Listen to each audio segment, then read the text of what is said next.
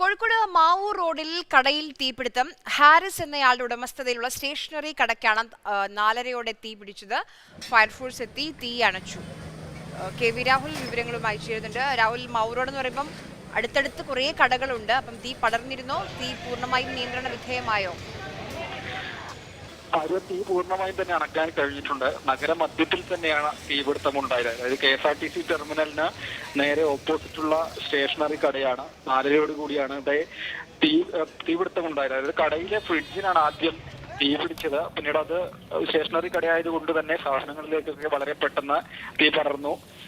കടയിലെ സാധനങ്ങൾ ഏറെക്കുറെ പൂർണ്ണമായും കത്തിനശിച്ച നിലയിൽ തന്നെയാണ്. പറഞ്ഞതുപോലെ തൊട്ടടുത്ത് സമീപത്തായി നിരവധി കടകളുണ്ട്. ഒപ്പം ഈ കൈരളി ശ്രീ തിയേറ്ററിന് തൊട്ടടുത്ത സ്റ്റേഷനറി കടയാണ്. അതായത് തിരക്കേറിയ സ്ഥലമാണ്. മറ്റു കടകളിലേക്കൊന്നും തീ പടരാതെ നിയന്ത്രിച്ചു നിർത്താൻ കഴിഞ്ഞു. അതുപോലെ 2 യൂണിറ്റ് ഫയർ എഞ്ചിൻ എത്തിയാണ് തീ നിയന്ത്രണ വിധേയമാക്കുകയും പിന്നീട് പൂർണ്ണമായി അണക്കുകയും ചെയ്തിട്ടുള്ളത്. മറ്റ് അനിഷ്ട സംഭവങ്ങളൊന്നും തന്നെ ഇല്ല. കടയിൽ കാര്യമായ നാശനഷ്ടം തന്നെയുണ്ട്. ശരി.